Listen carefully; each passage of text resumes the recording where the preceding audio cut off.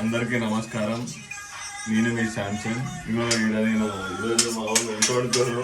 ఆడలు లేకపోతే ఇల్లు ఎంత బాధాకరంగా ఉంటుంది చూడు. నువ్వు వంటింట్లో వండాలి. ఈరోజు చూడు మావాడు చికెన్ కలిపిండు. ఏం చికెన్ కలిపిండో తెలియదు. ఇంట్లో పెరుగు అయితే వేసిర్రు.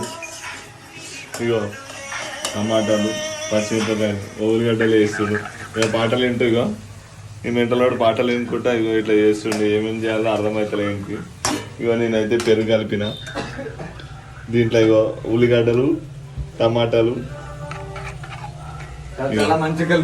చాలా మంచిగా కలిపిండు. ఇగో ఆయన ఏమో బాసాలు తోమిండు. ఇగో ఆయన బాసాలు తోమిండు. ఇగో బట్టలు గిట్టలు ఏం లేవు. బట్టలు గిట్టలు ఏం ఉతకలే. వీళ్ళు అట్లనే చెప్తారు కానీ గన్ని ఎవ్వరిని నమ్మను నేను. ఈరోజు మేము ఫస్ట్ టైం ఇగో చికెన్ వండుతున్నాం. మా ప్రయోగం ఎట్లుంటుందో సెకండ్ టైం ఇది. రాత్రి వండినాము, కాకపోతే రాత్రి అది ఏదో తినాలని తిన్నాము. ఇంకో వండుతున్నాము. ఇక లాస్ట్ ప్రయోగం చూసి ఏమేమి తినాలా లేదా అనే యాస్ట్కి తీసుకొస్తాడు మా క్రాంతి. బతుకుంటే రేపు పొద్దున చూసుకుందాము. ఏమంటావు క్రాంతి?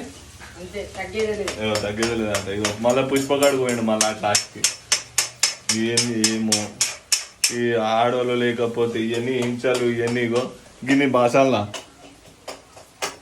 ఈ భాషలను కూడా తోమాల్సి వస్తుందిరా నాయన. మరి దారుణంగా భాషలు తోమిపిస్తుర్రా మాతో నిజంగా.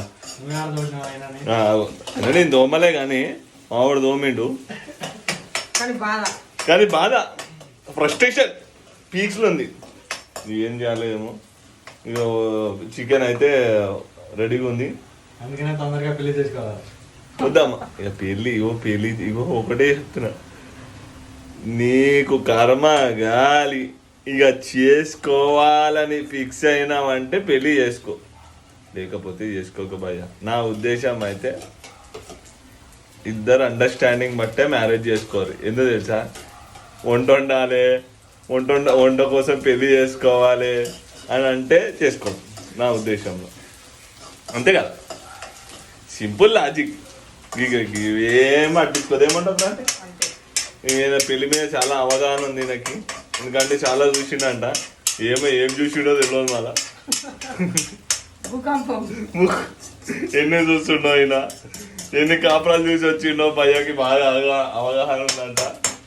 ఇగో ఇంకేం వేస్తున్నావు? అల్లం వెల్లుల్లి పేస్ట్ వేసినావా? ఎప్పుడే వద్దు నాయన, వద్దు బూతులు వద్దు. సెన్సార్ వేయాలి, మంచిగా వేయాలి, మంచిగా చేయాలి. జర చూస్తుండాలి మనం కూడా పైలం. ఇగో ఇప్పుడే పసుపు వేసిండు భయ్య, నీట్గా వేసిండు. నున్నగా ఉంది. సరిపోతుందా పసుపు? ఇంకేమైనా కావాలండి? జర కూర అయిన తర్వాత ఇక కూర దగ్గరకు వచ్చినప్పుడు ఇంకో స్టార్ట్ చేద్దాం.